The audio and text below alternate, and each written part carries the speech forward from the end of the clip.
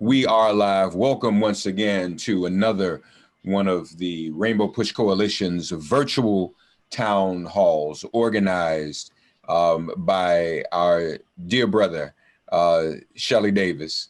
And we appreciate him. We also have with us the Executive Vice President of the Rainbow Push Coalition, Todd Yeary. Of course, let me acknowledge Shelly Davis's proper title. He is the National Political Director, but he does so much. There's really probably some more stuff that can go on with it.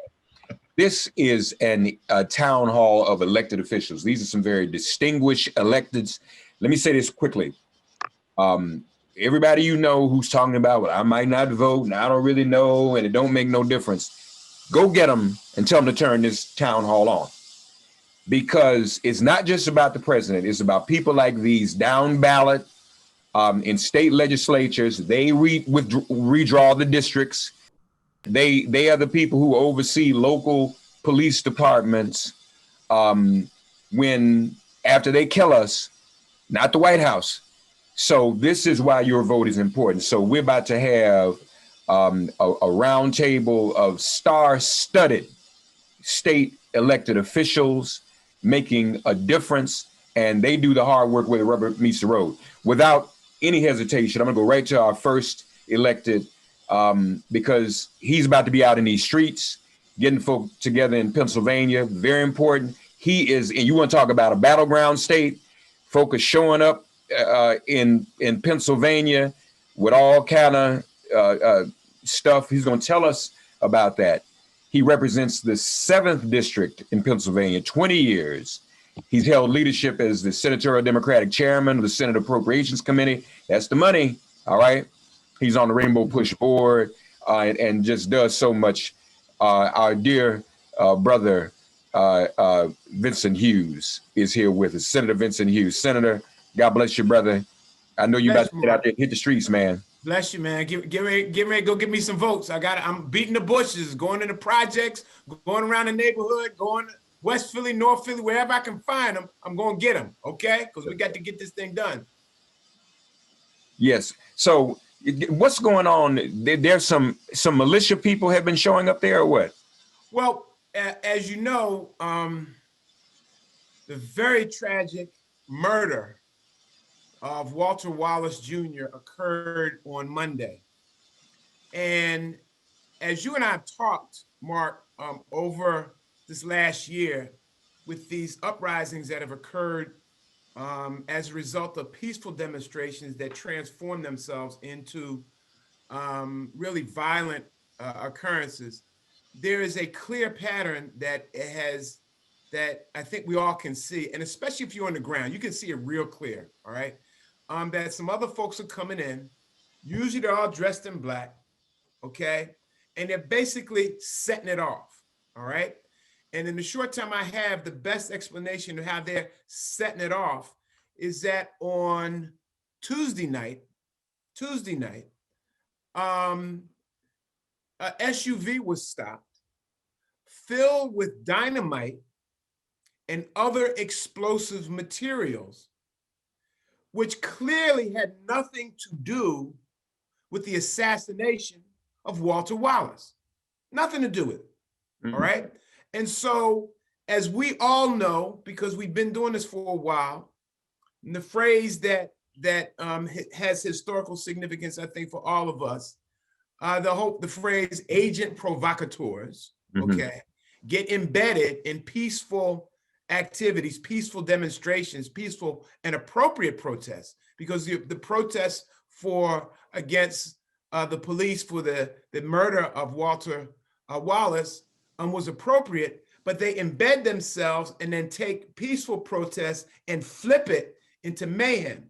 And we all know that the path to re-election for the terrorist in chief, okay, or the white supremacist in chief who resides in the White House, okay, which happens to be located at 1600 Black Lives Matter Plaza.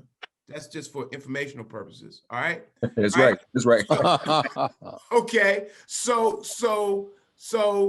you know, his path And we're all seasoned politicos. We do great jobs in policy, but we know campaigns, okay? All of us on this call, all right? His path to reelection is through chaos. Chaos.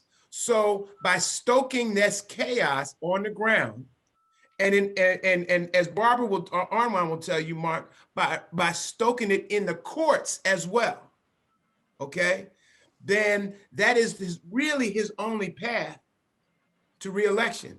So we're trying to keep everybody calm, okay, keep everybody cool. There's close conversation between the attorney for the Wallace family and the family, the attorney, the police commissioner, Sister Outlaw, Mayor Kenny. They have viewed the body cam footage, okay? They have all agreed to release that publicly on Wednesday, the day after election. Yeah. That's called smart, okay?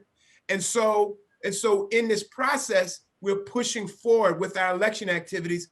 We do not want to get deterred from the business at hand of securing the vote for disenfranchised folks for long times who now, and I'll finish up here, Mark, who now are coming to the polls with a sense of determination, okay, and commitment at higher levels, probably to match 08 with Barack Obama, and maybe even exceeding that. Are you making a projection? Is Pennsylvania in the bag for the? No guarantees. No guarantees. Okay. You know, we still got. You know, we won a legal decision Tuesday, and the Supreme Court chose to protect our ability. The United States Supreme Court chose to protect our ability to count ballots that are postmarked by election day, but don't get into the system until afterwards. However, what they did is, and this has come from listening to Barbara Armline a lot, they postponed the decision making because they did not want to rush the decision. My fear is that they're trying to accumulate all of these similar kind of cases from around the country and make one final decision, which means, Mark, that it is imperative for us, all right, to come out in massive numbers, in numbers that we've never, ever produced before, okay? So that we can win in significant ways, up and down ballot, because the control of the legislature is on the line here in Pennsylvania as well, as is the case in many other states, all right? So we can win in significant numbers so that no challenge would hold water, because if you challenged it, the numbers, if you lost the challenge, would not be successful enough to overturn the in-person outcome. Yeah, that's the game they're playing. We have to be wise to it. Yep. We don't want to keep you. You need to get out and. I got about 15 more minutes, man. We're good. Okay. All right. Okay. But I just want to say, you know, as I bring on Reverend Jackson, who, you know, we all recall, so Vincent is going out, we'll say beat the bushes, or as Reverend Jackson used to say, pick up those rocks just laying around. Exactly. He would work that. I was about, how old was I? Was I 18 yet, Shelley? Sitting in Shallow Baptist Church. What'd you say? You weren't even born. Don't know. Sitting in Shallow Baptist Church in Washington, D.C., Barbara. Was in town for an internship and ran over to Shallow to hear Jesse speak. And he hadn't announced yet. So everybody was still saying, run, Jesse, run. And he went to the, you know, he flirted on him, Vincent. Just rocks. Laying around. I got the speech. I've been mystified ever since. So, and nobody can do it like him. A young protege of mine with no input from me, in 2 years ago in 2018, published a story in the Huffington Post that went viral. He wrote this and gave it a headline, and everyone really had to agree with him about it, and he lays out the argument. He wrote in the Huffington Post, Jesse Jackson is the most important figure in U.S. political history. Jahan Jones wrote that in the Huffington Post. You can Google that and read it. And so we are happy to have with us now that most important figure in U.S. political history. Without him, there would have been no Barack Obama. There would have been no Bill Clinton, as a matter of fact. Folk being elected from the South, places like Arkansas. There'd be no Kamala Harris. There'd be very few of these Black elected officials that we see now, because this was the beginning of the second Reconstruction. First Reconstruction, thousands of Black elected officials at the local and state level like we see now. But then reclamation and lynching and poll taxes and literacy tests knocked that out. And when he ran for president, that was the beginning of all of that coming back, and they've started another reclamation. That's what Vincent's talking about. They're going to play this game on Tuesday at the Supreme Court. That's why we're here to get ready. So one of the authors of the second Reconstruction, I want to be clear, not the first one, the second one, the Reverend, my mentor and friend, we love him dearly, Reverend Jesse L. Jackson Sr. Good morning, Doctor. Good morning, Mark. Let me say my thanks to Shelley Davis. Yes. Worked so diligently to put it. Give Shelley a big hand, y'all. Give Shelley a big hand. Shelley. Thank you, sir. I want to make several observations. Number one, I talked with Vince, ministers from Philadelphia yesterday on Zoom call. And I was on the call a little late. I was in South Carolina. They expected Jimmy Harris to win. But we're doing several things. Number one, I raised it with several chairs. How many of you know how much money was lost in your state if you're in the South? How much would you lose? The healthcare, we had to break it down. For example, when Lindsey Graham said, I'll save $1 billion, that's a big figure. He denied $2 billion in FA, $16 billion, $16 billion. 44,000 jobs, and closed 4 rural hospitals, and 4 million people couldn't vote.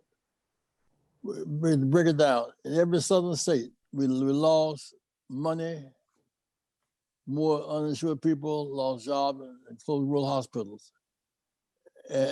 Besides pre-existing conditions and all that. So I wonder, as I see on TV talking, break it down. Now, that's in the South. In the North, how much money will you lose in Pennsylvania? Will you lose how much? In other words, given the amount of money that went to say, Pennsylvania and Wisconsin and Ohio, if this thing is killed, it'll disrupt the whole healthcare system. It's a big, big deal. The second point is that the power to vote. We now have got precincts inside Cook County Jail, precinct. Those who are in jail, not in prison yet, not convicted, are eligible to register and vote. Don't play it lightly.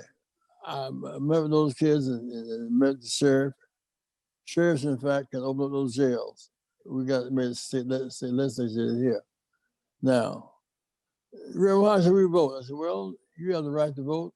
You serve on jury. And you go to court, you can have a jury. I said, Reverend. Now, you can vote on the judge. Right? Yeah, oh yeah.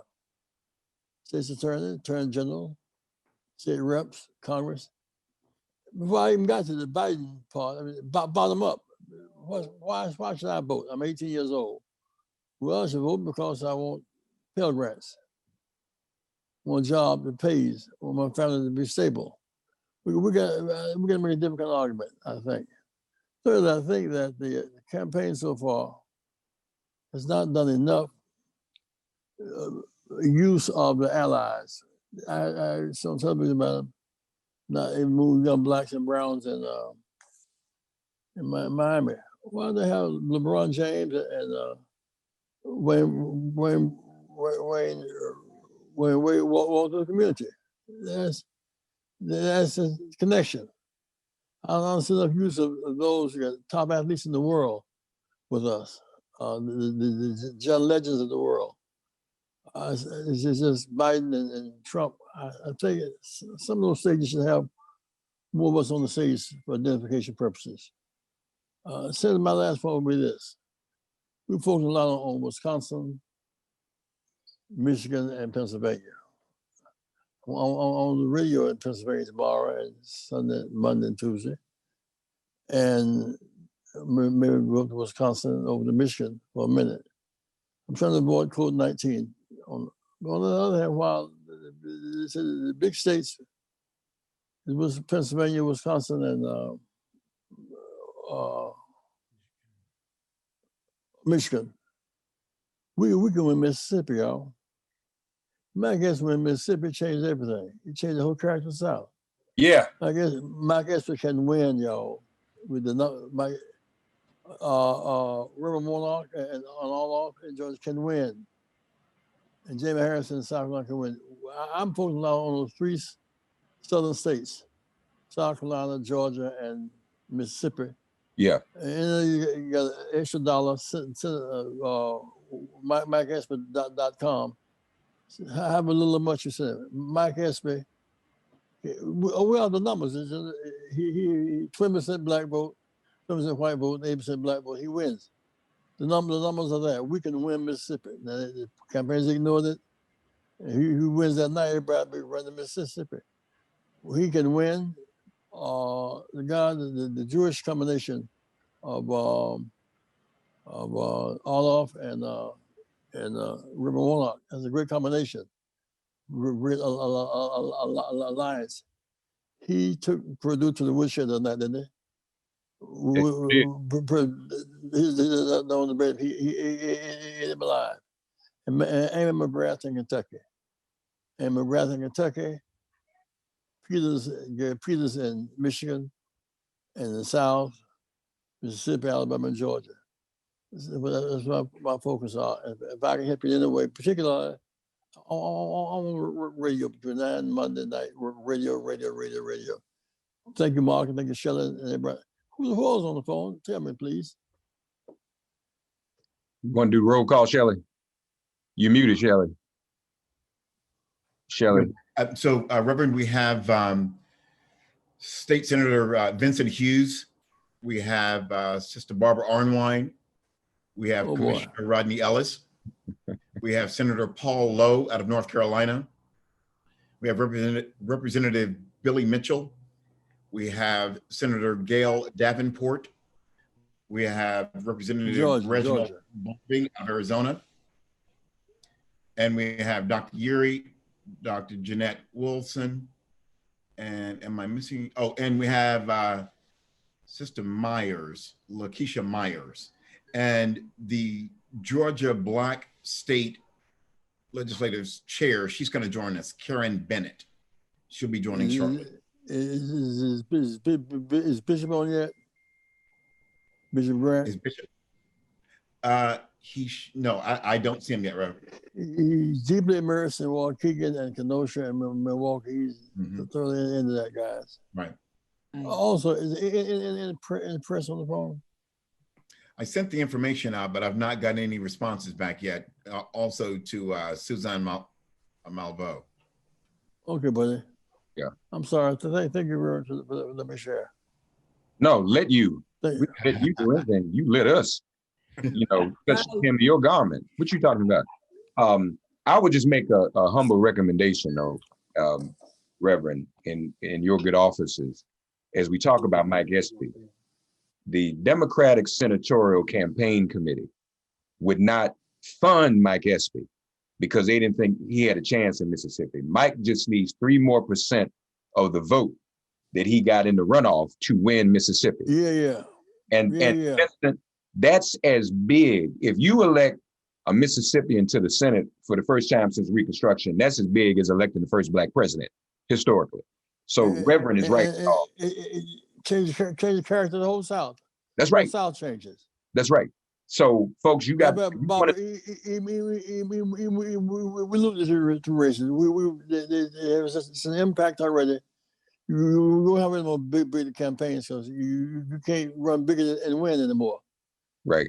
Our guys, Mike Espy can win. Send them a donation right now, please. Amen. Yeah. We can win everywhere, including in the West.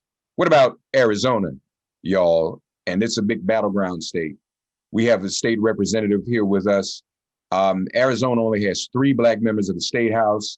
Only 2 of the part of the caucus. We want to hear about what's going on in Arizona. How's early voting going? How's that race going? Can Mark Kelly win? That would go a long way in getting the Senate back. Please welcome from Arizona, State Representative Reginald Boulding. Brother Boulding, God bless you. And God bless you. God bless you. Thank you all for being here. I can tell you, Arizona is hot, not just because it's 100 degrees outside. It's because literally we have people running to the polls like never before. There have been 2.3 million ballots already submitted and counted in the state of Arizona. So we have surpassed our 2016 numbers already, and we still got these final 4 days to go.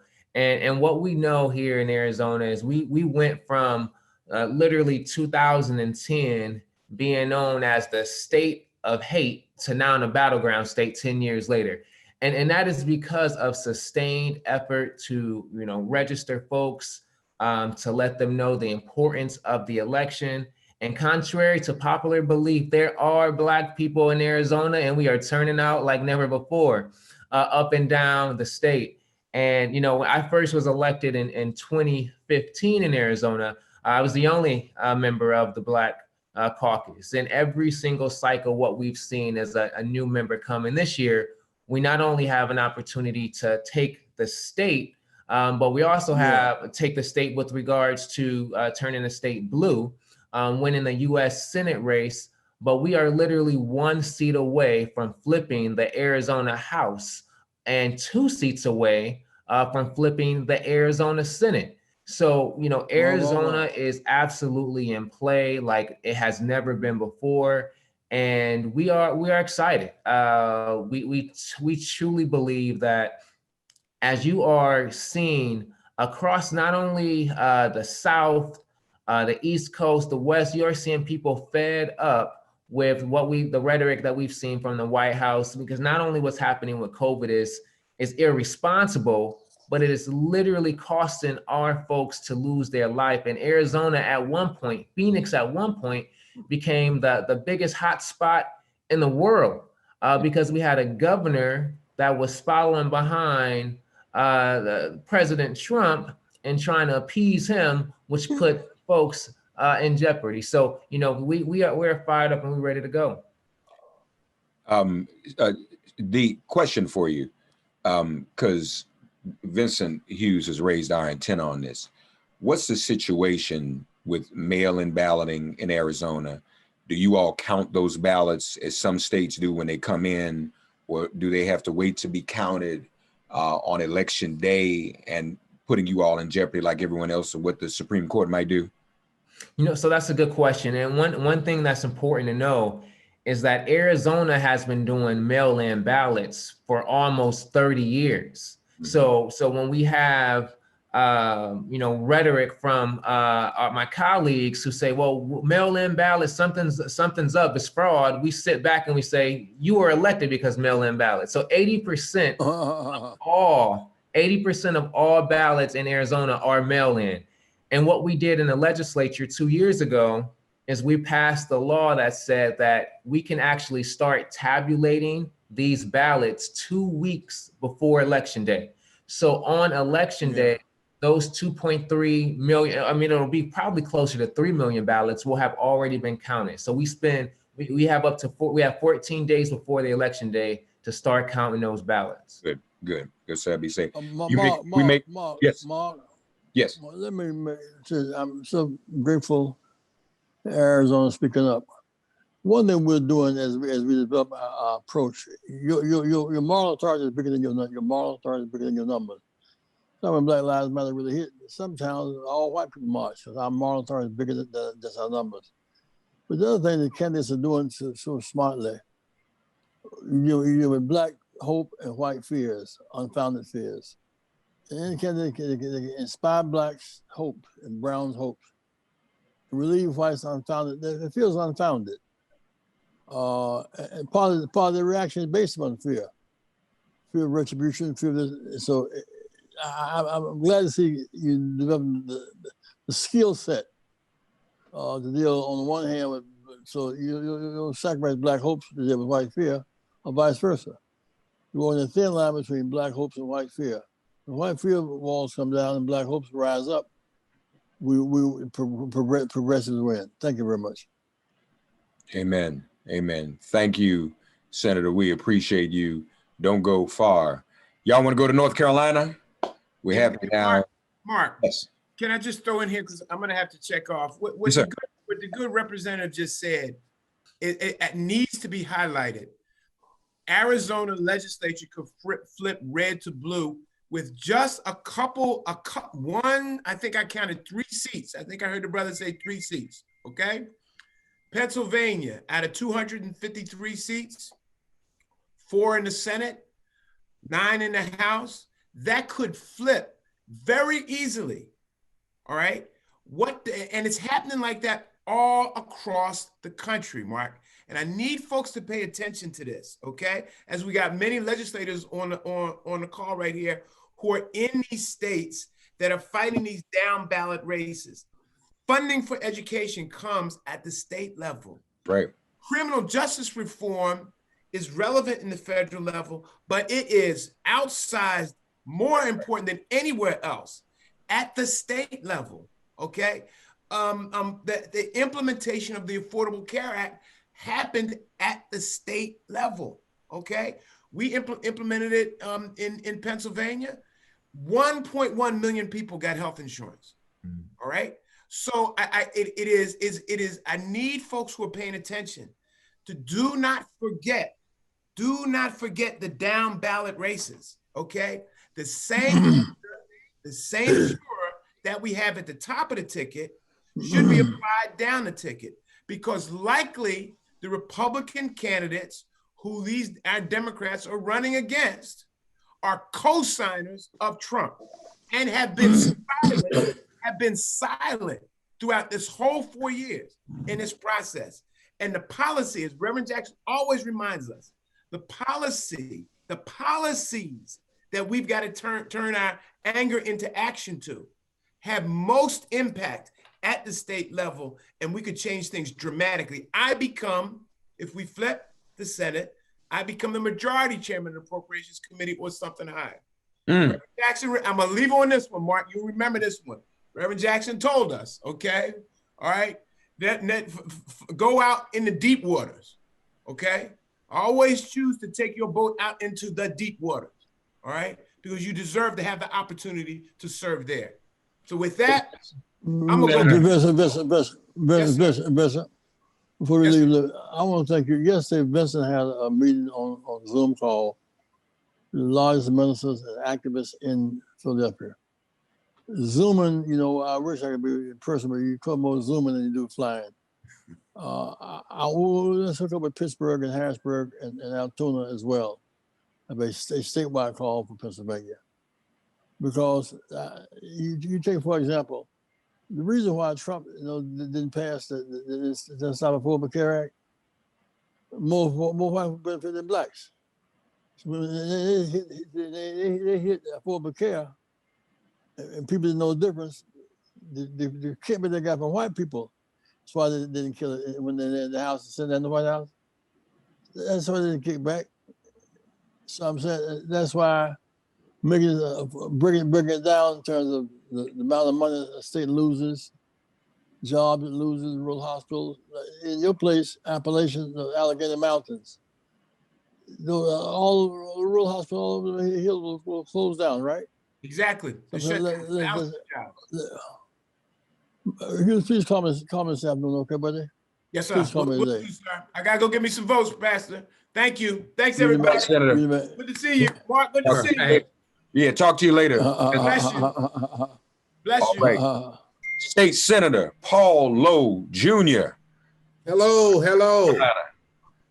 I would like to say certainly thank you to Reverend Jackson and all of the support he's given us through the years. And I remember when I was a student at Bishop College in 1981, he told us in the chapel sermon that preachers need to do more than hoop and need to get involved politically. And years later, we're still trying to do the same thing. So I'm certainly appreciative to all of the work that he has done in the past and continues to do.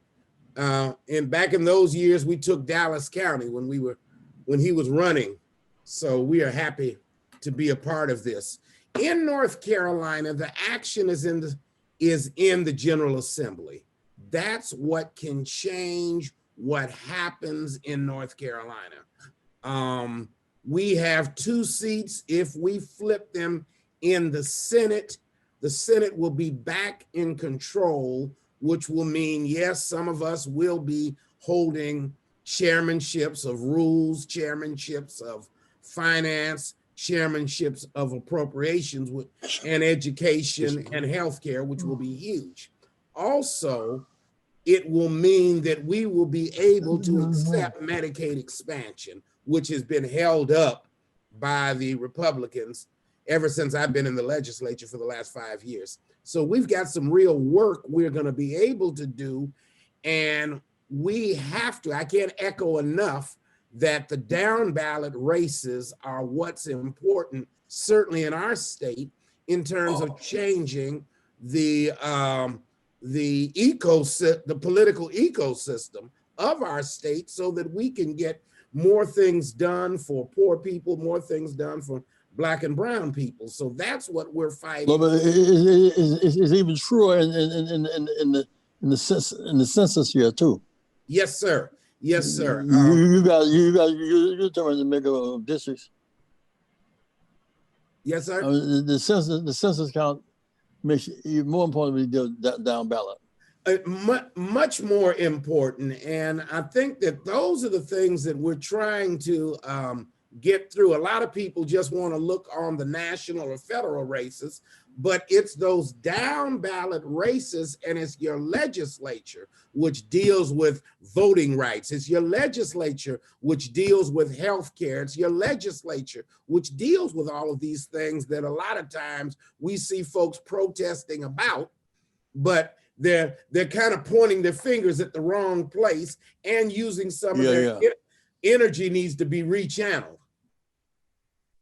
So those are the things that we're trying to do and pushing for, trying to make sure we turn out the vote.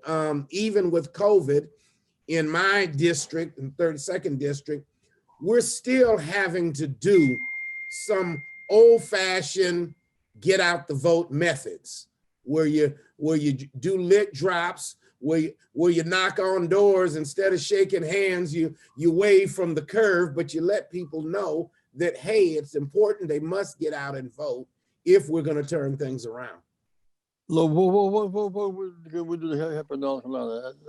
That's home ground for me. What we do to help last 4 days? The biggest thing that we're finding out is even though we have technology and all of these other things, we cannot back away from some of the old get out the vote efforts that we have done that have always worked in our communities. We gotta still do those kinds of methods to encourage our people to get out and vote.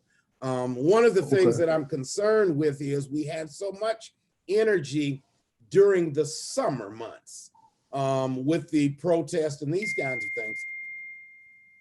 And we're still pushing to try to get that energy back and make sure our young people are going to the polls. In Winston-Salem State, some things have been done that have been very productive to get folks to the polls. And also at your alma mater, Reverend Jackson, A&T, the chancellor there is doing some robust activity to make sure folks get to the polls and vote. So I think that we're getting it done, but we're finding out that we still have to use some of those same old style methods, maybe with a little different vigor, but the same push.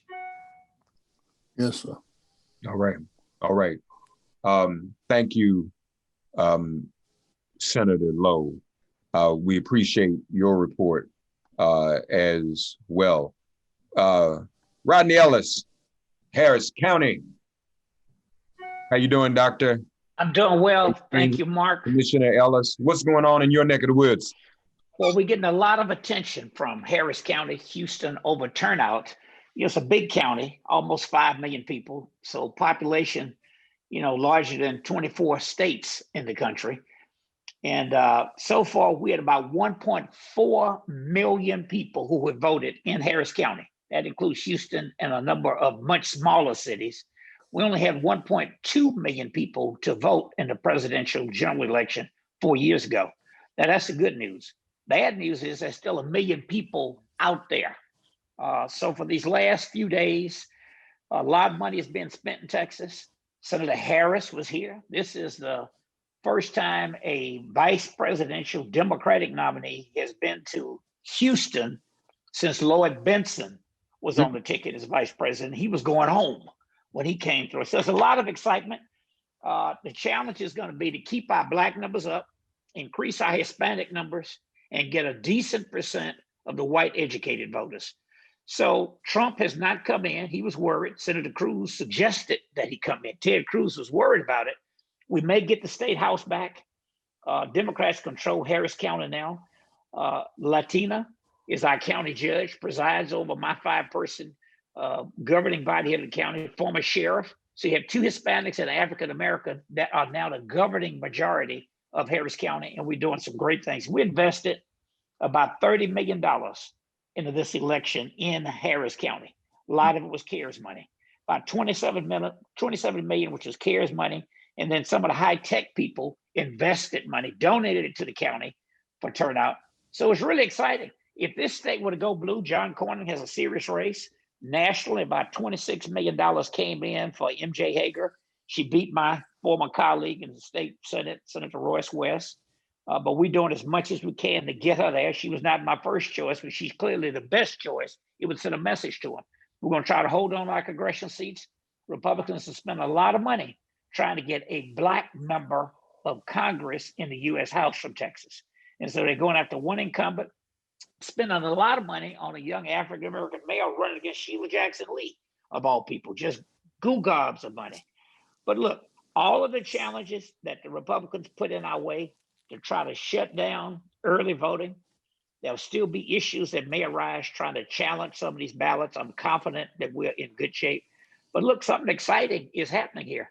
And if this state just turns purple and makes them have to spend this kind of money here, it'll be a game changer. And if the state goes blue, you talk about a shock.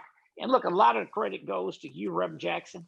Thank you for pulling together so many of my friends from all around the country. I'm just amazed. Only you and Shelley Davis get our wine.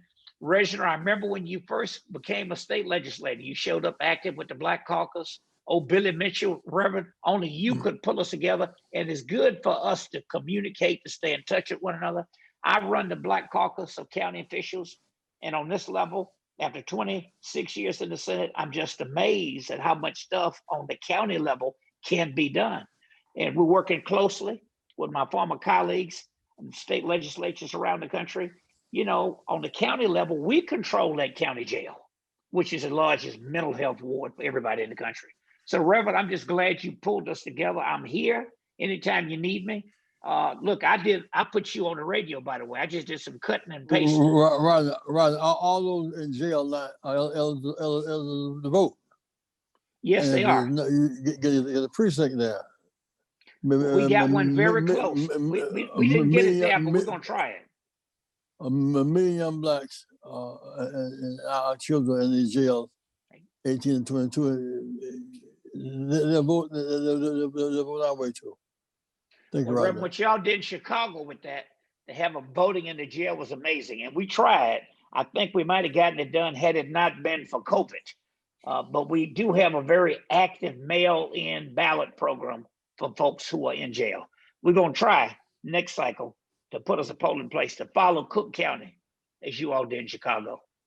Hey, Reverend Shelley did a great job. Given the mail thing, can you do a drop box at the jail? We'll try, Reverend. You know, the real challenge is with COVID, how you work around it.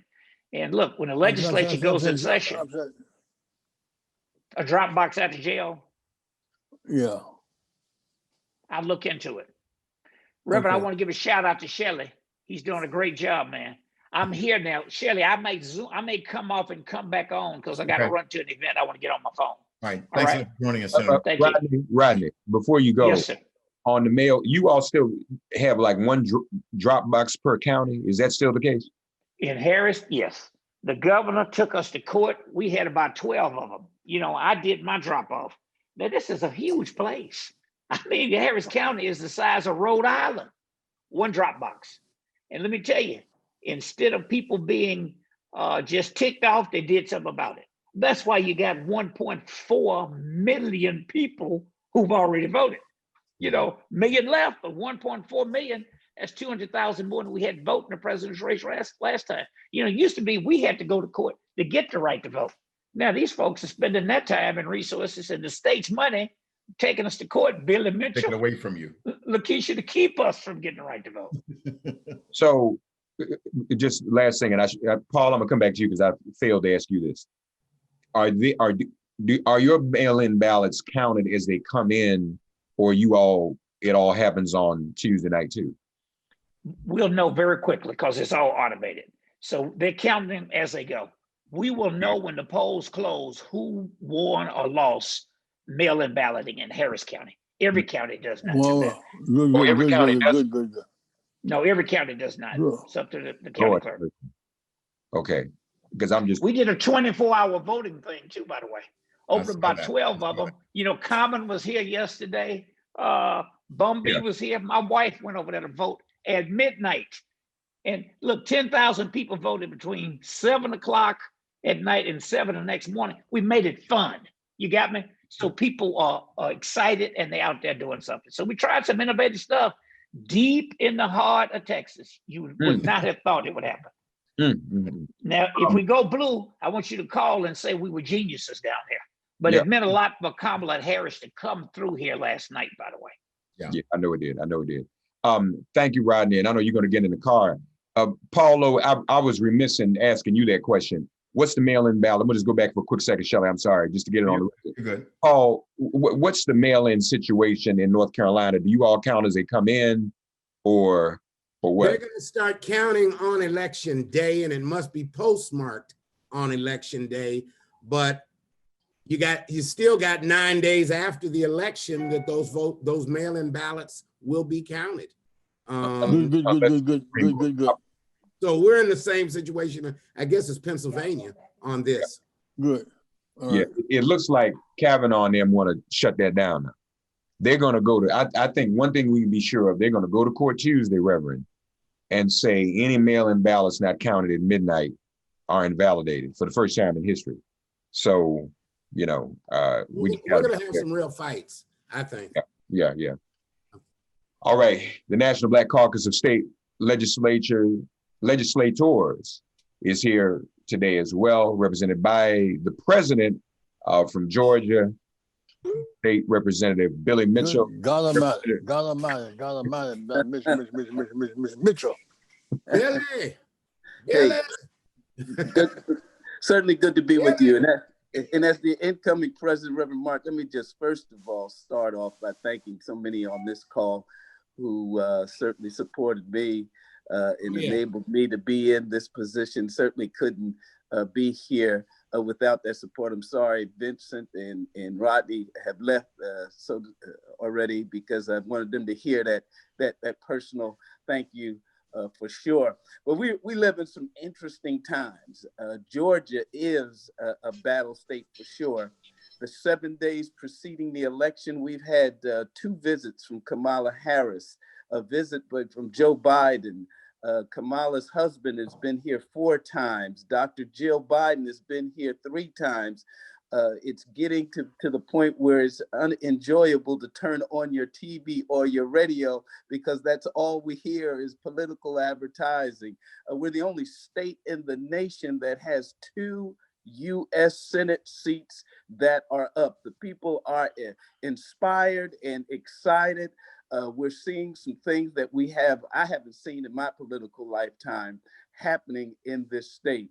The numbers who have voted early exceed the entire numbers of those who voted altogether for the previous presidential election in 2016. Now, with all that said, Reverend Jackson and others of you on this call, one of my initiatives when come December, when I officially take over as NBCSL president, that I'm going to empower is what we're seeing not only in Georgia, but all across this nation, for some reason, Black men are not voting at the percentage that they are certainly capable of doing so. The number one voting demographic in this nation, the demographic that votes more than any other demographic, is Black women. Black men are voting at a percentage that is like 20 something, high double digits across this nation less than Black women. If we could raise that percentage just a little bit, you would find that we would make such a difference. Let me give you an example. Stacey Abrams, as most of you on this call knows, ran for governor 2 years ago, and she lost by 1.378%. Turned out to be 53,000 votes. And she really was cheated. She ran against the then Attorney General, and they threw some obstacles. We've categorized about 24 instances of when and how she was cheated. But even with all of that, she only lost by 53,000 votes.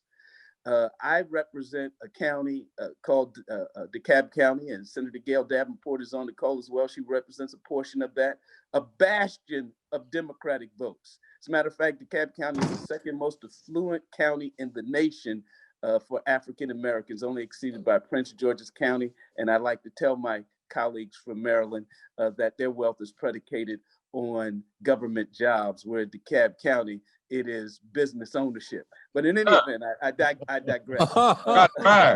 Woo! I digress. All right, Billy Mitchell, I'm listening. I digress. She only lost by 53,000 votes. In DeKalb County, Georgia, there was 100,000 Black men. You heard me right, 100,000 Black men who were registered and did not vote.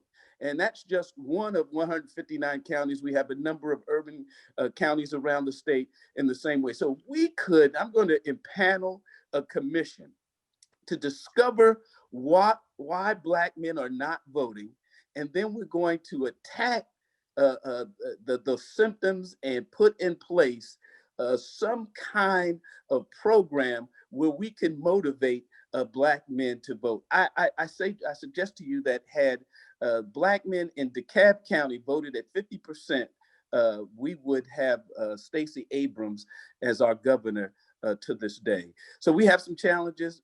We certainly will take over the House next this coming year, this coming election cycle. We're going to be in charge of reapportionment, and as Reverend Jackson said earlier, and as some of you alluded to earlier, we put such emphasis on the top of the ticket, whereas the closer you get to the people, the bottom of the ballot is what most affects them immediately. And we've got to get the battle cry in our state is not only vote in numbers too large to suppress, but also our battle cry is you vote from the top to the bottom for success. Amen. Amen. And you're right. We must do something about the situation with Black men. We are disproportionately targeted for suppression, disinformation, and disproportionately targeted with cubes of ice, obviously, as well. Mark. I think Mitch is right. Black men, more of us in jail, more of us shot in the back and all that. So the Black men, I heard Rock sometimes telling Black men ought to do this. Black men have a problem, and we should help them. Help them. Black men catch our boys are catching hell, right? Yeah. Billy? Not because something wrong with us, because of the system. You're right. No, you're right about that. So right. Let me ask you too, Billy, about you all's mail situation. Do you all count mail-in ballots, absentee ballots as they come in, or are we looking at your situation being challenged in court by Trump too? We don't count the ballots until election day. What they do is they open the ballots, they compare it, make sure that there's no problems, signatures match, and those kinds of things, so that on election day, they simply can start counting, which is an automated process at that point. So on election night, maybe late election night, but on election night, we'll have a decision in Georgia for sure. Okay, all right. And we heard that shot you took in Maryland. So you clearly have a right cross. Were you the one who wrote that line for Ossoff the other night? Because he came real hard. Did you write that for him? Called him crook and everything. You know, John Ossoff is a good man, and he listens, and he's working extremely hard. And I tell you, he's got his opponent, the incumbent Senator David Perdue, on the run. I mean, he is refusing to even debate him anymore. He looks so bad in debates. I suspect that John Ossoff is going to win that race, and we're going to be celebrating on election night for sure. And what about Warnock? Is Mark Lieberman going to be a hindrance to, you know, him winning it outright? Do we need to send Todd Yeary down there to, so he can give Lieberman an offer he can't refuse? What's going on with that? You know, we talked to Lieberman, and there's another one, Ed Tarver, who was a attorney, worked in the Attorney General's office before running. And we tried to do just that. They're polling at about 2 to 4%. Of course, Warnock had an opportunity to win it outright if the others were in. It's going to be a very difficult time for Warnock to win it outright because there's 21 people in that election. 21. And it is a special election, so it's a jungle primary, Democrats, Republicans all together. So it's going to be very, very difficult. And should that go to a runoff, you know, traditionally getting our people back out in a runoff, you know, so close to Christmas is going to be a challenge for us for sure. I suspect the only thing that may actually help us is if it is that seat is needed by either party to take the majority, then it'll, you know, the advertisement, the money that will come to the state to win that seat will make it seem like a general election, and perhaps we can get our people back out in unprecedented numbers. Billy Mitchell, somebody else from the State House is on here too, from the Georgia State House. Did you know that? You know, it's probably Representative Karen Bennett, our noble and valiant chair of the Georgia Legislative Black Caucus. Certainly. We also have Gail Davenport on. Gail's on Gail here. Davenport is a senator, and nothing can happen in Georgia without Gail Davenport. So I'm so glad to be amongst these public service luminaries. Well, that's what I was doing. And a caveat to that, Mark, is Gail is, I can say former, but no one is really a former when they work for Reverend Jackson. You are always on his staff or his team. So Gail worked for us, for Reverend, in the Atlanta office. So she is a trooper, and we are glad to have her. Senator Gail, how you doing? You're muted. There you go. How you doing, Senator? I'm fine. How are you? Just fine. Glad to have you. Thank you so much. I know I'm not supposed to be in this session. I was supposed to be on earlier, but I had a housing forum, National Association of Real Estate Brokers, and I had to talk about voting and how important it is and try to encourage them to go to the polls and vote if they did not do it in the early advanced voting period. Because I drove for Reverend Jackson and was on his staff, I know firsthand how hard he works. And before I say anything, I just need to say, God bless you, Reverend Jackson, you and your family. We're excited here in Georgia. We're out getting the vote in. We had Representative Mitchell has told you all about it and given you all the facts, but let me just say a couple of things that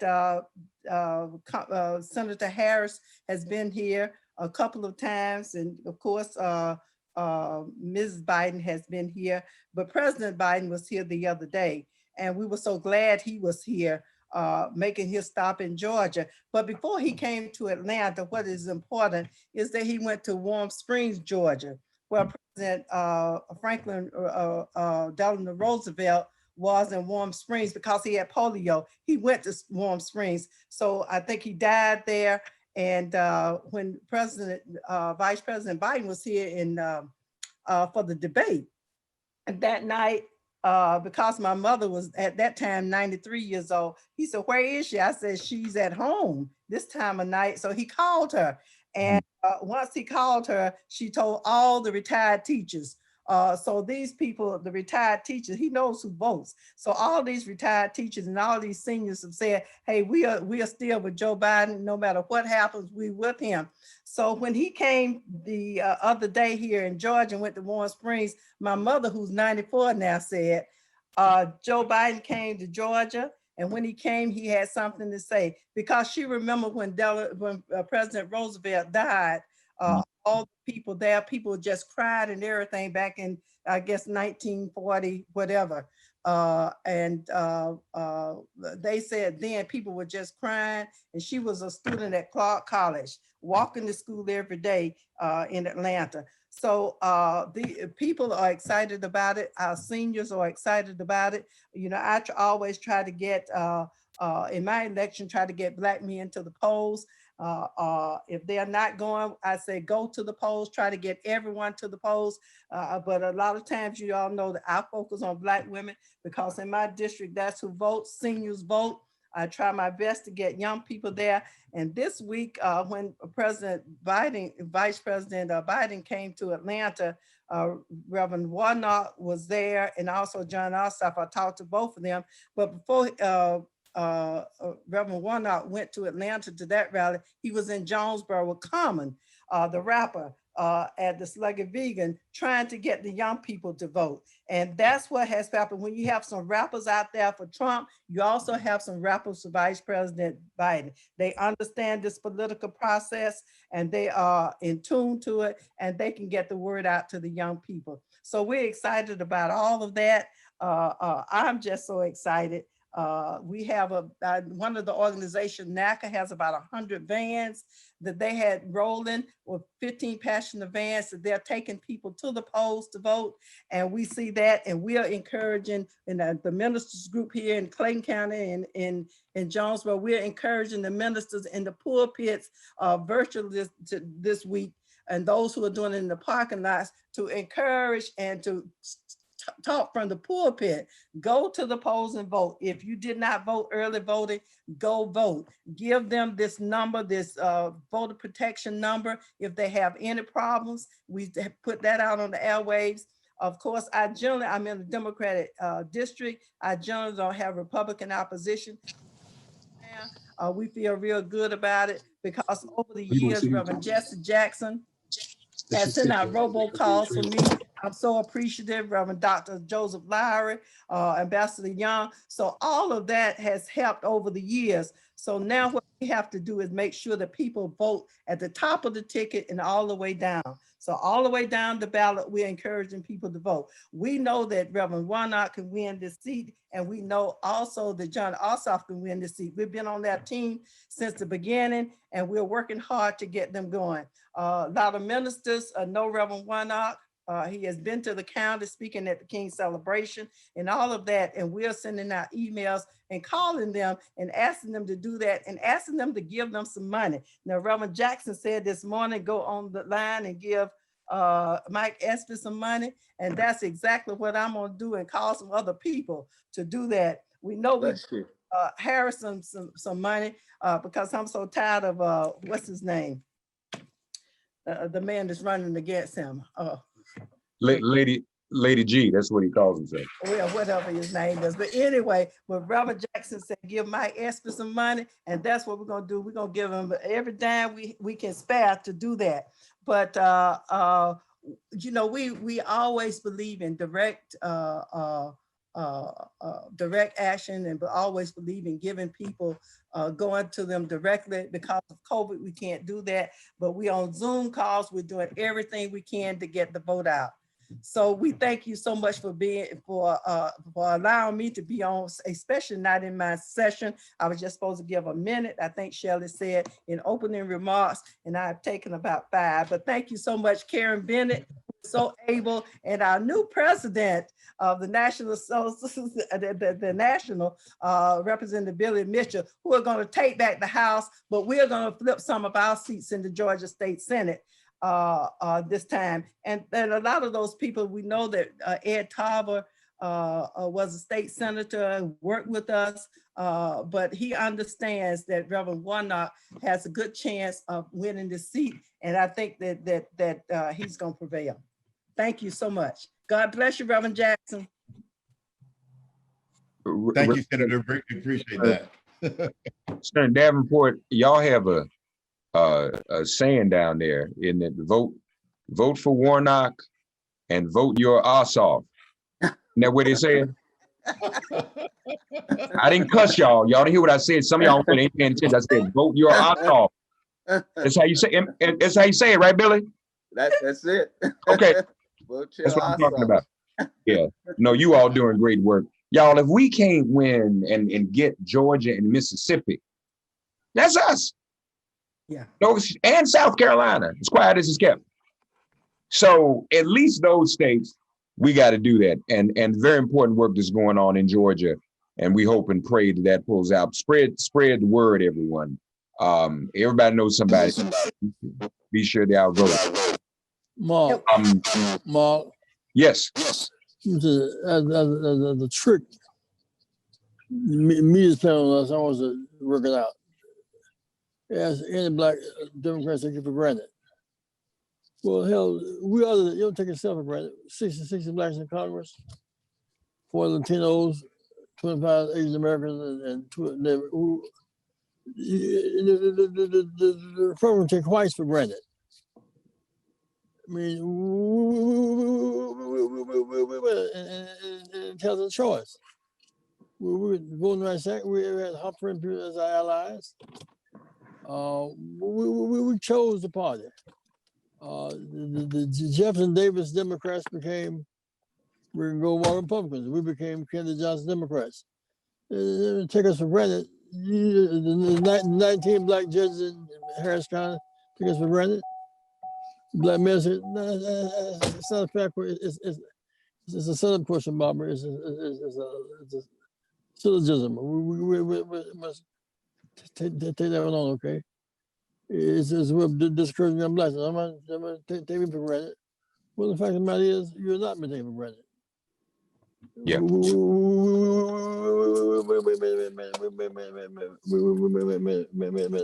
Made a choice. Okay, I'm sorry. No, you amen. Thank you, Billy. All right. What's going on in Wisconsin? Do we have Lakeisha Myers? You do have Lakeisha Myers, and I'm on the move today trying to get some votes. So you see me in the car. Well, thank you for taking the time. That's great. On the move. On the move, out here trying to win some extra votes today. But we are, I'm thankful for Reverend Jackson, for the entire Rainbow Push family for embracing me as the chair of the Wisconsin Legislative Black Caucus and ensuring that we are not left out of this conversation. You know, Wisconsin is that swing state, so we are doing our best to try to make sure that we turn out for Biden and make sure that we get everybody that can and everybody that has the opportunity to turn out to get, you know, their vote counted. Our early voting numbers, we started our early voting, in-person absentee voting on October 20th. And when I tell you over 1 million votes, 1.8 million, that's what we have in the state have been cast already. And Milwaukee County, for sure. For those of you that don't know, we only make up 6.5% of the population, Black folks, in Wisconsin. But I'm telling you that and most of those people, 70% of Black folks that live in the state, live in Milwaukee County. So our numbers have been off the Richter scales. We see lines. I just came into town this morning and passed by my local polling place, and people were already lined up, and the polls didn't open until 8 o'clock. They were out there at 7:30, and the line was stretched down the street. So that was very, very good. very encouraging. So we've had consistent numbers at all of our early voting sites. The absentee ballot by mail has been going very, very well here. Before Reverend Thompson even asked me, I'm gonna tell you that we don't count our votes until election day. So they only count the number of people who have cast absentee ballots, but they will not open them up and process them until election night. So it's gonna be a long night here in Wisconsin. But all of our assembly seats, we have 99. Yes, sir. Let me ask you a question. Call me back because I'm coming to Wisconsin. Okay. I don't tap everybody. Call me on my cell number. And okay, let's figure I will. out Yes, sir. Wisconsin, Kenosha, and Michigan. Okay, absolutely. Yes, sir. But making sure that we get that done. Yes, sir. You have my number, right? Yes, sir, I do. So, Chair Myers, I had Jason Fields on my show a few weeks ago, and he was telling me how after we had gotten the Bucks and the Brewers to agree to use their stadiums for early voting, yes, that the Republicans threatened to sue. They sure did. And then that got stopped. Some folk kind of pulled back from it. And I was on the phone with, big name white folk. So you know how big that was. Big name white folk talking to each other. I mean, and I didn't even know some of them people knew me. And we were trying to get it turned back on. But it doesn't look like it was able to happen, right? Right. We had events that were going to be planned where we had, the Bucks mascot Bango and other people to come out just to encourage people to vote. So it wasn't even going through a partisan, it wasn't sponsored by either campaign, just in general to get people to come out and vote. And they were so afraid of, the little U Singer sausage mascot being out there and helping people, getting them excited to go out and vote, or having some of the Bucks players out there to go out and vote. So the voter suppression tactics are real in Wisconsin. There have been. Yes, sir. Do you guys vote on Sunday? We do vote on Sunday. So we have early voting. That's when our last day of early voting, Reverend, is tomorrow. Tomorrow is our last day that you can early vote in Wisconsin. So we have a lot of the ministers that are going to early voting locations and having church at the polls, if you will. So they are telling people, to come by the polls after they have online or virtual service and go there to vote if they've not cast their vote already. I love that. Yes, sir. So our Souls to the Poll team is actually on the ground. They've been on the ground since the beginning. Reverend Greg Lewis here in Milwaukee has done an outstanding job of making sure that they've engaged a lot of people to go out and make sure that they get folks engaged to go out and vote. I know Sister Gail talked about Common being at some of the events. We're supposed to have somebody's supposed to be coming here this week, and I can't remember who it is, but they're having a drive-in concert at the Bucks Arena. Reverend Thompson. So they're having an outdoor event at the Bucks Arena. I believe it's either tonight or tomorrow. They're having that event there, so they'll be having a celebrity there that will be there. Is Bishop Hines involved? I'm not sure if he's involved. I don't know. I know this was specifically coming from the Biden-Harris ticket that they were having this particular event at the Bucks Arena. So I think it's sponsored directly from the campaign, where they're having people out there, and it's it's just a drive-in concert that they're having in Milwaukee, which is something that we've really wanted to have a lot of surrogates on the ground for. Our Black Talk Radio has been amazing throughout this process. Even though we've had Republicans try to infiltrate, we have 99 assembly seats that are up for re-election, and just about every member has a Republican. They have gone out specifically and recruited Black Republicans to run in some of these districts. My across the street neighbor is a Black Republican, and he running against me. So I'm out here trying to get some extra votes. Isn't that a shame? Right across the street from me too. So that's what's happening here. Wolves in sheep clothing. Absolutely, Reverend. Absolutely, absolutely. The guy in Kentucky, Black Republican, he's the Attorney General. That's who found that none of the police would killing For Breonna Taylor, yes, sir. Yeah. And the guy James ran against Peters in Michigan. Right. Yes. We're aware of wolves in sheep clothing. Oh yes. Oh yes. Clarence Thomas is not enough of that.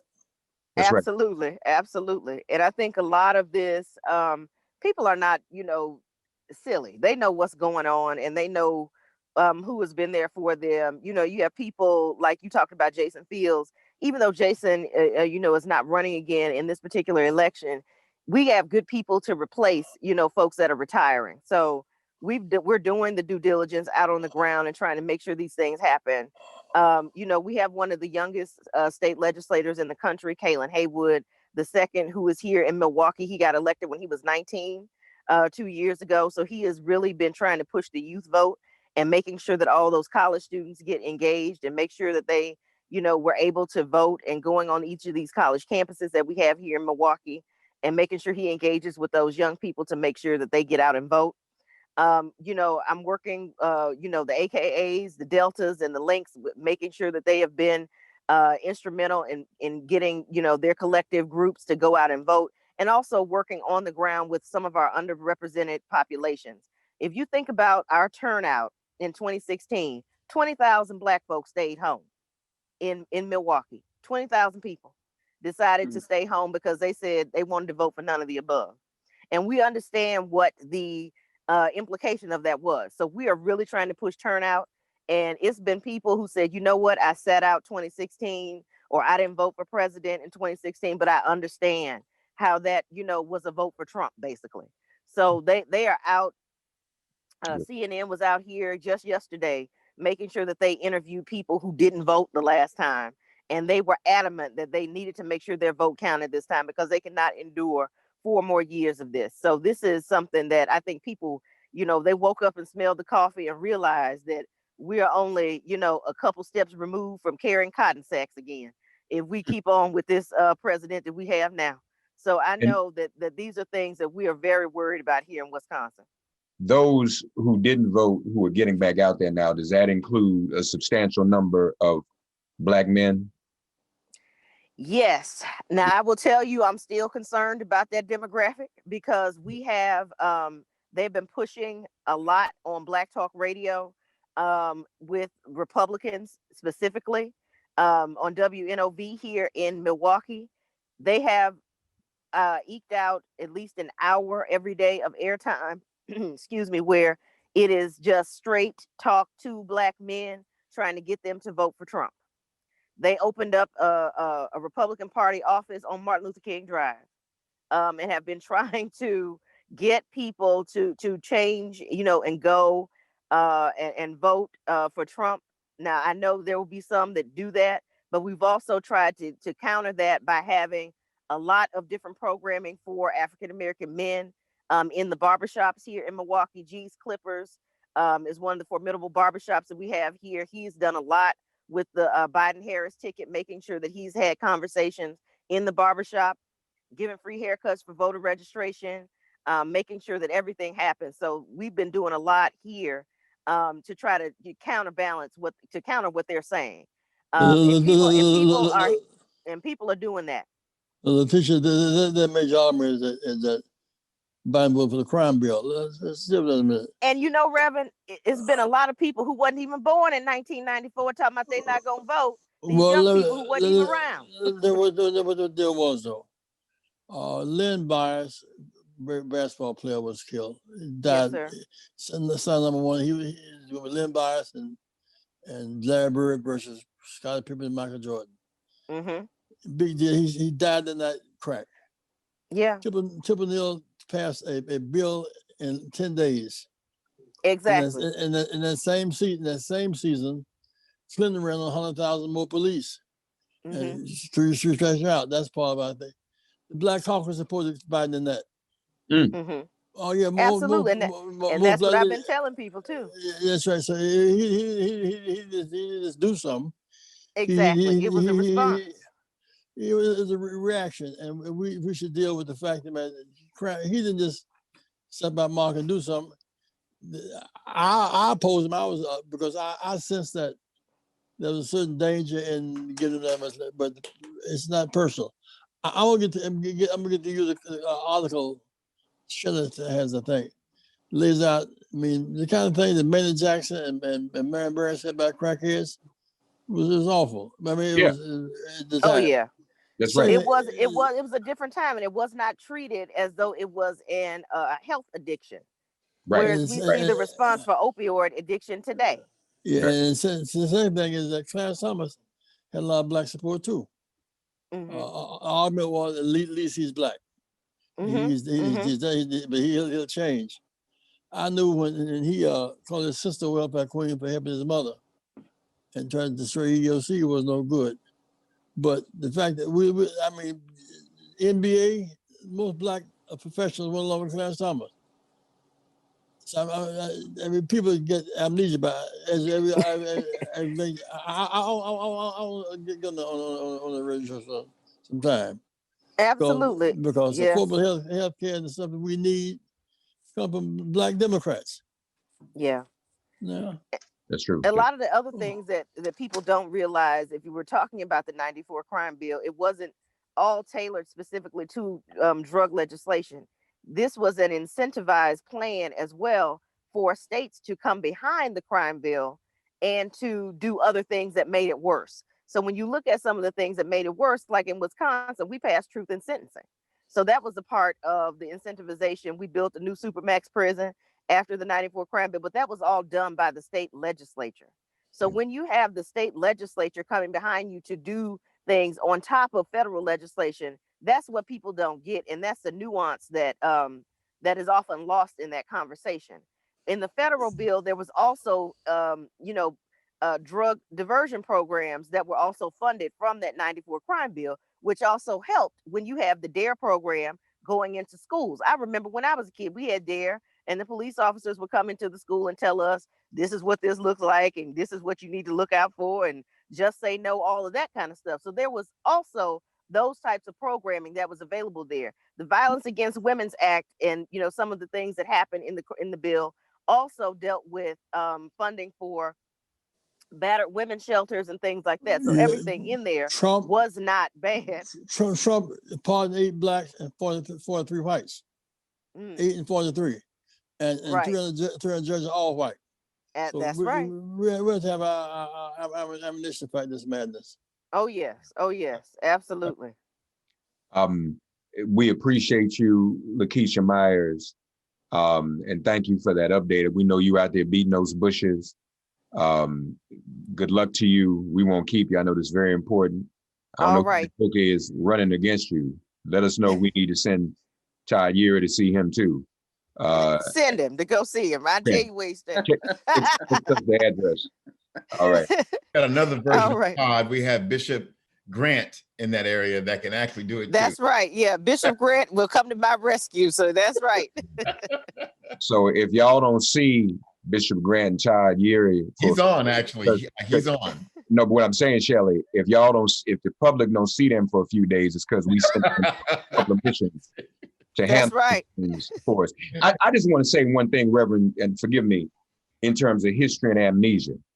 Reverend's right in terms of some of the black folk who supported that crime bill and didn't realize what they were doing. But I just want to just go on the record. There were a handful of us. Reverend Jackson, myself, Maxine Waters, Dick Gregory, Joe Madison. Now, while that was going on, we were trying to call out the real cause of the problem, the real drug dealer, and that was Ronald Reagan and the Iran attacking our communities. And we were going out to CIA getting arrested. So what I say, a lot of these young people, y'all running behind Trump, but the real culprit was the Republican president whose Trump is running around here quoting his name. But that's where that problem came into our community. So I just want, that gets written off. And the person who documented it, Gary Webb, San Jose Mercury News, committed suicide. All right. Anyway, I just want people to know that. All right. Well, it's important, Mark, it's important because people need to make the argument. Yeah. Also, crime bill, Clarence Summers. Well, we got caught up. Some of us got caught up in that. Yeah. Next. You're right. Mark, before we move past that point, let's not forget one key thing in the midst of all of these policing issues nationally. In the 1994 crime bill was the inclusion of what is 42 USC 14141. That is the federal statute that allows the Department of Justice to conduct pattern and practice investigations of local police departments. So when we consider the 1994 crime bill and police reform, which is the conversation, it is the 1994 crime bill that provides the statutory authority to drive the police reform outcomes that we're looking for in 2020. I'm not sure the people around Biden have this kind of information. I know any of us involved in his case, we came in on our own. We've not been invited to be a part of thinking it through. Hello. I don't know any activists of sorts part of the Biden thing. No. That's important because come Wednesday, the ball game gonna change now. Right. Well, and Reverend, since you said that, Malcolm Nance and others said you need a plan to deal with mechanized, targeted disinformation on social media targeting Black men. And y'all know who Malcolm Nance is, cybersecurity expert. Yeah. And just like in 2016, they underestimate that. You got to deal with that and confront it and deal with it electronically, because the bots and the trolls at the troll farms are targeting us electronically. But we dealing with a consultant class. Folks, Reverend Jackson began the era of voter registration to win. And our sister Davenport and Brother Mitchell get this. In other words, when you run for office, you register the number of voters that equal what would be your margin of victory. That was math. We can't consult everything. That's like people who want to coach baseball, football, and basketball on the computer. You can do that, but you still need to be on the ground registering voters. And Reverend Jackson is responsible for that. And that is why I said what I said earlier in terms of him being the most important political figure in U.S. history. We've heard from a number of speakers now. Now is time for the preach word. While she does not have that title, she preaches. And we always appreciate her voice. There is a calling on her life that we have all discerned in the ministry. But she has worked tirelessly on behalf of our people, on behalf of voter registration, on behalf of exposing what's going on. And we always do well to hear her and her perspective and the facts and data that she has gathered on voter registration, mail-in ballots. I'm sure she has run through and imagined several scenarios that could occur on Tuesday night. Amen. So here with the Transformative Justice Coalition, as well as the Coalition of Black voting monitors and poll high priestess, the Bishop Apostle, Reverend Dr. Barbara Arnwine, hear ye her. Amen and a woman.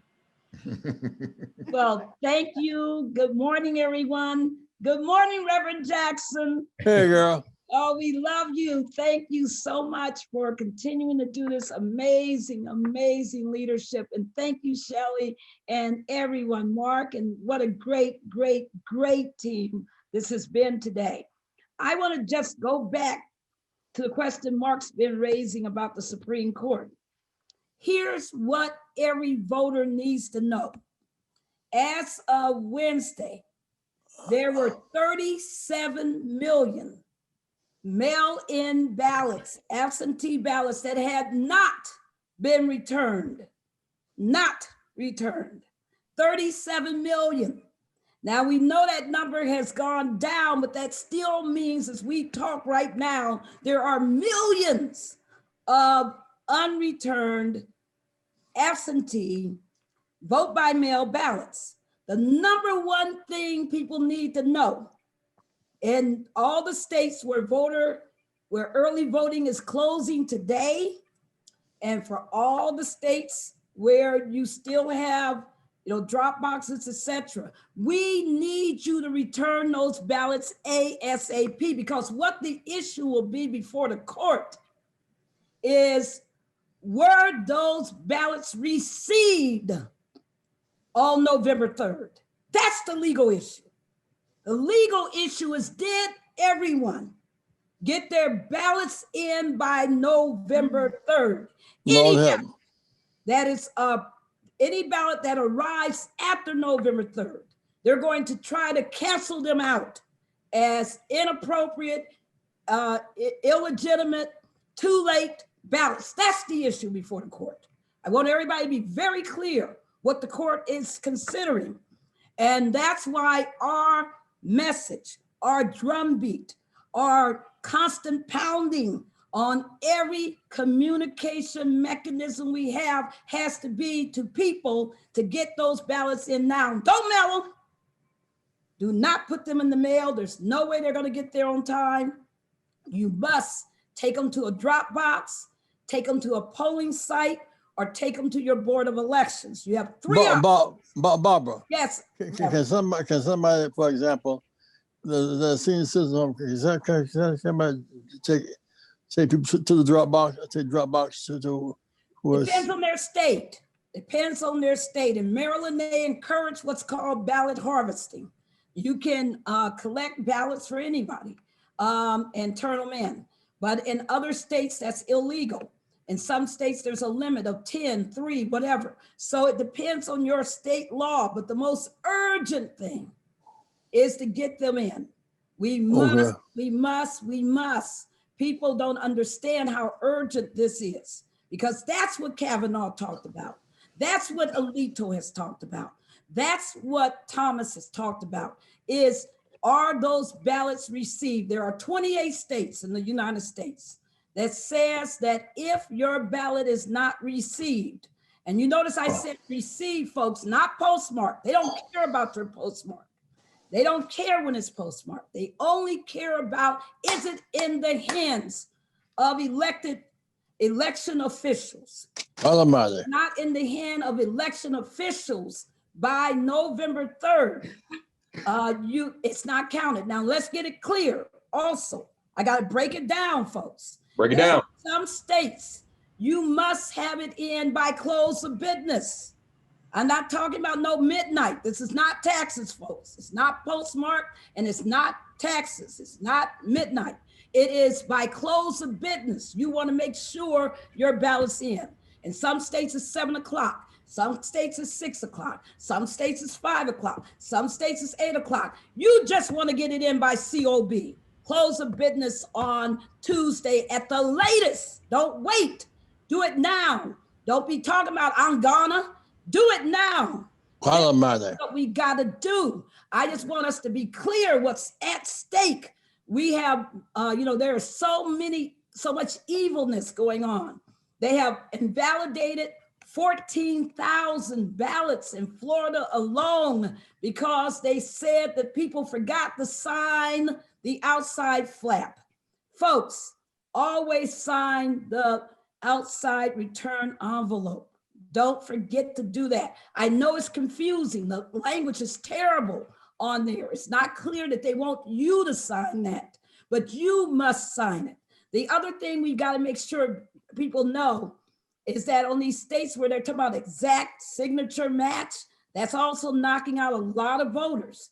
I keep telling people, don't try to get fancy with your signature when you're filling out your mail-in ballot.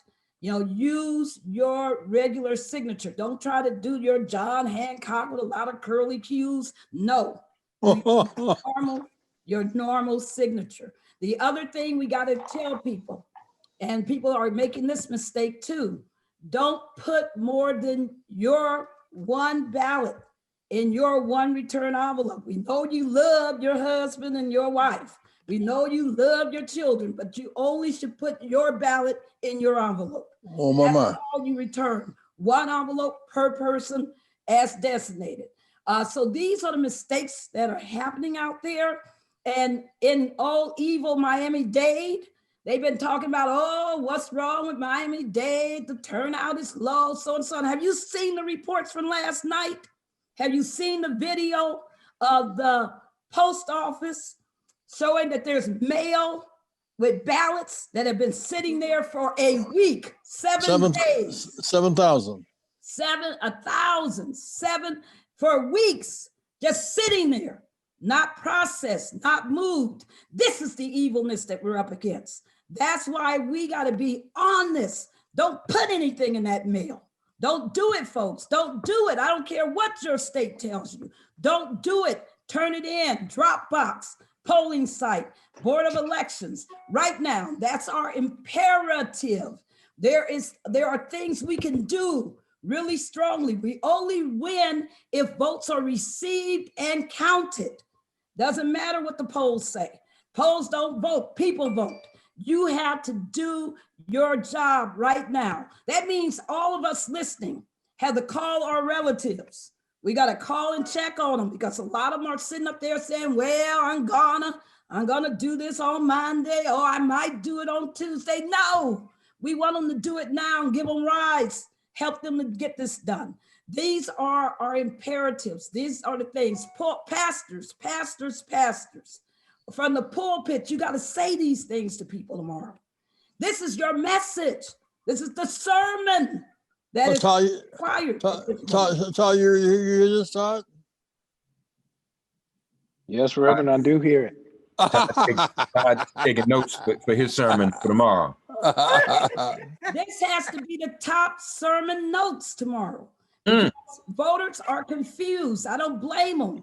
It's been a horrible, confusing time. The president has misled people. There's been all kinds of problems. We know what people have had to go through. I'm so proud of voters. Oh my goodness, all 90 million of you who have gone out there and done your thing. I'm so proud of you. I'm so proud of the Black voters. Oh, they were doing the Mississippi cha-cha slide at my poll yesterday.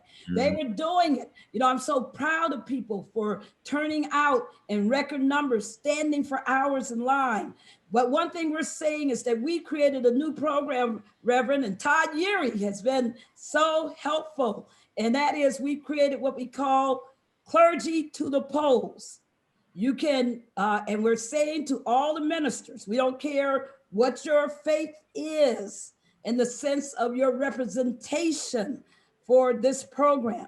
You can be an imam, you can be a rabbi, you can be a Baptist minister, you can be a pastor, a Methodist pastor, whatever.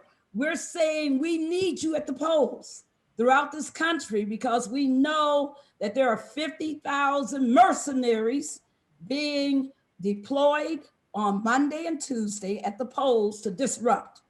And we want you to be there with your full robes, your stoles, your whatever your vestments are. And Todd, every member has a right to actually go in the poll with them. And when I go to vote, always someone goes with me in the poll. That's correct. Some people can't read right, they're afraid to take on the machine. You have the right to take your member request. You have the right to go in the poll, in the booth. And Pat and Reverend Jackson, did Betty Magnus tell you what we had to do this week? There was a young man who went to vote on Friday of last week, and he had on a Biden mask. And instead of giving that young man another mask, they made him leave the polling place even after he had signed in and had his ballot in hand. They evicted him from the polling place.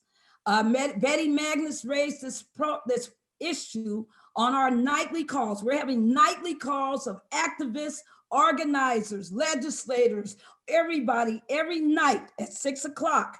We're having a combined call where we do nothing but talk about what's going on and how do we solve problems. Wow. Well, this young man called you. He called the Rainbow Push And he said, I'm so disgusted. I'm never going to vote again. They don't like me. They're never going to let me vote again. And I'm upset. And I just can't go back because I'm a former felon. And I think they're going to put me in jail. And I said to Betty and to everybody listening, I said precisely what you said. I said, ask Bishop Grant or someone else to walk with him into the polling site. Tell him, don't give up. Have Bishop Grant or someone else walk with him to the polling site. I assure you, the sight of a minister with him will change the entire dynamic at that polling place. And Bishop Grant did it. And that man has voted. That's why we need pastors. So we're asking clergy all over the nation to sign up at clergytothepolls.com. clergytothepolls.com, because we want you there, because your presence, your moral presence is meaningful to voters. Now, to all my Georgia people, I will be in Georgia on November 3rd, because we're having our last, what we call John Lewis, Good Trouble, voter awareness marches and votercades. And we're going to come straight down Auburn Avenue and take people and end at the polling places because we want people to be inspired on this last day in the spirit of the mighty John Lewis to vote. So we are looking forward to that. It's at noontime. The mighty Sharon J. Hill of the Georgia People's Agenda and other groups are putting it together. The last thing I wanted to say, Reverend, is, because the thing about the ballots is the most key thing. That thing about people voting now, if you're going to vote in person, vote now, do it. Don't be talking about I'm gonna. The last thing I want to say is that if there's a problem on while you're voting today, because remember, today is historically the largest voter turnout next to Election Day. So this Saturday is traditionally the largest voter turnout day in addition to Election Day. So we are saying, if you're having problems, if you run into anything that's difficult and wrong, call us. If you're in line on Sunday, Monday, Tuesday, election protection is there. I am part of election protection. The National Bar Association, the mighty C.K. Hoffler, who is the chair of the board of Rainbow Push also, is leading this effort. And we want people to call us because we got your back. Just like we got that young man to vote. I've been getting people to vote all over the place where they've been telling people they can't vote. So this is what we need you to do. If you see a problem, call us at 866-OUR-VOTE, 866-687-8683, 866-OUR-VOTE, 866-687-8683. Call us. And for everybody on this line,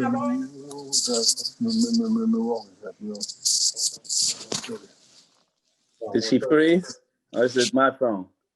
She froze. I think he did freeze. Barbara? Yes. Well, can you repeat that final point? Oh, okay. My final point is that we want people to call the hotline if there are problems. See something, say something. Don't be running around about, oh, that's too bad. That person wasn't able to vote. Stop them. If they're telling somebody they can't vote, you go up to them and say, hold on, let's get you on this number, because they should be giving anybody a provisional ballot. So if they're, and remember, we want people to vote regular ballots. Now, some of you also are caught up in a trick bag. You requested a ballot, it hasn't arrived. What do? Others of you are caught up in another trick bag. You requested a ballot, you got it right now, and you don't want to put it in the mail. You don't trust anything. You want to go vote in person. What do? There are answers to that. The first thing is that if you requested a ballot and it hasn't come, go to the polling site. Vote in person. Tell them to invalidate. Cross out spoiled. Get rid of your ballot that's in the mail, allegedly. Tell them that you want to vote, and they're going to make you vote provisionally. But do it. We need you to do it because we can fight that fight the next day when they're counting ballots. We need you to go and to vote in person. If you have a ballot and you decide that you just don't trust nothing and you want to vote in person, then bring that ballot with you. Don't throw it up. Don't tear it up. Don't throw it away. Come with it to the ballot place. And when you talk to the judge, the election poll person, you say, I have this ballot and I don't want to vote it. I want to vote in person. They will take that ballot from you and spoil it and give you a regular ballot to vote. Well, all right. And that's, so there's so much more I can say, Reverend, but I just encourage people, please, reach out for help. Don't let people be denied the right to vote. We didn't come all this way for nothing. We came this way because we believe that the people should win. We win. Yes. Thank you. Barbara, want to speak convincingly, Barbara. Say what? Speak convincingly. Mark, before you do the collection, let me just tell Bishop Barbara that I look forward to seeing you in Atlanta on Tuesday. I can't wait. It's going to be great. We're going to do that thing. We're going to go down Auburn Avenue. The Black Cowboys are coming. We're going to just walk, strut. This is called our John Lewis. And if you haven't seen the banner, it's 14 feet. It has Rainbow Push on it. It has the National Bar. It has TJC. It has a big, beautiful picture of John Lewis. And it reminds all of us that we have Pettus bridges to cross. Cowboys in Georgia. This is Rodney Ellis. I've been listening. I'm on my bike right now, but I'm listening. There you go. Yeah, they got Cowboys in Georgia.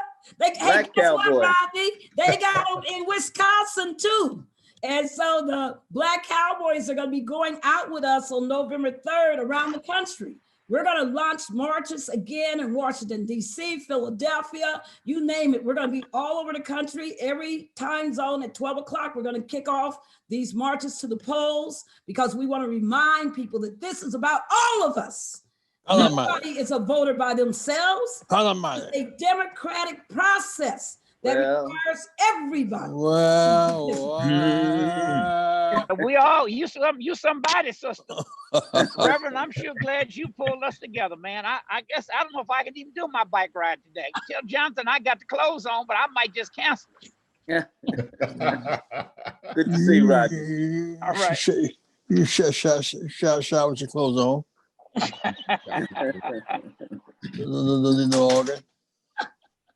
Lord have mercy. Barbara, we love you and we appreciate you. Y'all stay tuned on my platforms. Barbara and I are going to do something special a little bit later. Yes. Take it up a couple more notches, but she's doing very important work and we're thankful for the tireless work that she does. I'm thankful for Reverend Jackson, Todd Yeary, Shelley Davis. I'm thankful for the Rainbow Push family, Robert Patillo. It will be part of what we do on Tuesday in Atlanta. And I'm thankful for Daryl Jones, Attorney Daryl Jones, who is the chair of our board, who does just endless work. So that's another preacher, Barbara. Yes, he is. We call him Prophet Jones. Prophet Jones. There we go. So we want to move on. Is Bishop Grant still here? I think he may have left, Shelley. Yeah. Okay, I don't see. So in that case, I want to hear now from Rainbow Vice President S. Todd, the Reverend Dr. S. Todd Yeary. Mother. And you apologize that you have to follow Bishop Arnwine, Todd. I have the better duty, which is to make the appeal. She's laid out the case, and so. All right, come on. Mark, thank you. Come with it. Thank you for your facilitation and moderation. Representative Mitchell, my homeboy from Georgia, I sent you a message in the chat. I was born down I-20 from you in Richmond County in Augusta University Hospital. My roots run deep in the South. I grew up between Augusta and Durham, North Carolina. I followed Raphael Warnock here at Douglas Memorial Church in Baltimore when he left here to go to Ebenezer Church in Atlanta. But I think we have to put things in historical context. We didn't just arrive at this point in 2020. We talked a lot about the omnibus crime bill from 1994. And 1994 is significant, not for the crime bill. 1994 is important to remember because a bounty was put on America called a contract with America. It was the Republican political strategy to begin to carefully and methodically dismantle and undermine democracy over a period of time. And it started in the farce of what looked like a national takeover of the House of Representatives in that election. But what it really was the beginning of the dismantling of state houses and legislatures and flipping them across the country. So that the stacking, the packing of courts that is often talked about with the Supreme Court has actually taken place in state courts where you've had Republican control of legislatures, because most of our folks are impacted by laws that are at the state level, by trials that are held in state courts. Very little of what happens to us rises to the consideration of federal jurisdiction. And so when we're talking about voting down the ballot, when we're talking about protecting the interests and the rights of our people in the course of this election all the way through into Tuesday, it is so critically important because we don't even remember why we ended up in this place or how we even got here or what the rules are that are already in place that benefit some, but they say can't apply to all. The Military Times has an article that goes out to every service member serving across the country that talks about procedures that allow them to participate in the federal election that include some provisions for them that they say is too risky for the rest of us. They can actually file their ballots electronically. They can actually register and vote the same day. If they have not received their ballot, their absentee ballot in hand by the 2nd, they can actually go online, print out the federal ballot and send it back electronically as long as it is noted. They can send it back in some states with no limitation in terms of the number of days, like up to 9 days in some states. And so when we hear this argument that somehow or other the rest of us cannot participate in the true demonstration of democracy because somehow or other it is full of fraud, rather. I think we've got to remember that there's already a process in place that protects some that they feel like will be safe votes for them. But for the rest of us, when the power dynamics are shifting, there's something that says that we cannot benefit from those same entitlements. So here's why we got to protect this vote. Todd. Yes, sir. What you say is not common information. You got to write it up. We got to distribute it widely. You said yes, it's not common information. We need like the day, like a page. Barbara, the day. Today? Fort Jackson, South Carolina, and the base around the country. A lot of people don't realize that. That's how we do it. Got to choose it. Okay. All right, so I'm gonna have to quote Barbara Arnwine's sermon widely because you just gave me another assignment. I thought I was getting my sermon ready for tomorrow, but we'll keep on pressing nonetheless. The other thing, and I heard Representative Mitchell talk about the distinctions between DeKalb County and Prince George's County, that DeKalb County was built on businesses, and the wealth of the Black community in Prince George's County was built on government jobs. But both of them have been great resources to build Black wealth and a Black middle class, and they're both under assault. And so when we think about what government is doing, how Black businesses have suffered in the age of COVID-19, how this president has wreaked havoc on the protections of government employees to be able to deal with everything from diversity to having protections for racial and gender discrimination, and just basically dismantled the Civil Rights Division of the Department of Justice. That's what is at stake in this election. And so we cannot miss this moment. Whatever it takes, as long as it takes, we've got to make sure that we don't get bamboozled in 2020. And as I always say, when we start thinking about what we've seen the Republican Party do with the confirmation of Justice Amy Coney Barrett and the argument that somehow or other there was hypocrisy at play, I will remind you that do the right thing is not a political philosophy. It's a Spike Lee joint. If we don't protect our self-interest, if we don't stand in line, if we don't get these ballots back in, and we subject ourselves to another 4 years of what we have just gone through, the next nightmare will be never ending, and it will be imposed for generations to come. Thank you, Reverend Jackson, for calling us to a time of moral compass and moral consciousness in the midst of an important election. We've got work to do, and so let's get it done. And I look forward to supporting all of the work that you all are doing across the country. Thank you very much. Man, amen. Thank you. It's Todd Urey. We appreciate you. Now, some final thoughts from the Reverend Jesse L. Jackson, Sr. Since thanks to you, Mark, for your work and your continuous work, and that of Shelley Davis for producing. You Shelley a real shout out. Thank you for this good work, Shelley. Thank you, Reverend. For first class work. I'm probably going to Wisconsin today and tomorrow, and Michigan Monday and Tuesday. Illinois not in play as such. Wisconsin is, and Michigan is. So we are moving, and I want to get over folks on Kentucky, Michigan, over Mississippi, Georgia, and South Carolina. I think if we win 1 or 2 of those seats, it changes everything. Okay, that's it, Mark. Reverend Jackson, as always, we appreciate your leadership. Any modern day progress we've made as a people in the electoral political system is because of Reverend Jackson and his campaigns to transform the Democratic Party. That's just a fact, you know, and obviously there are those who seem to have forgotten that and the processes and the protocols that he put in place. But with the help of all of you and our esteemed panelists, though they've forgotten, we will remind them as often as we can. I also want to commend my comrade, Shelley Davis, who works so hard behind the scenes and has done so for such a long time. We always want to lift him up for that work, and we appreciate him. Folks, get out to vote. Whatever you're doing, wherever you are, check on your loved ones. Make sure that they are voting wherever they are, whatever city or state they are in. Our very lives depend on this. Amen. Amen. All right. We want to thank Shelley. You have any closing words? No, I just want to say thanks. Get out to vote as if your life depends on it.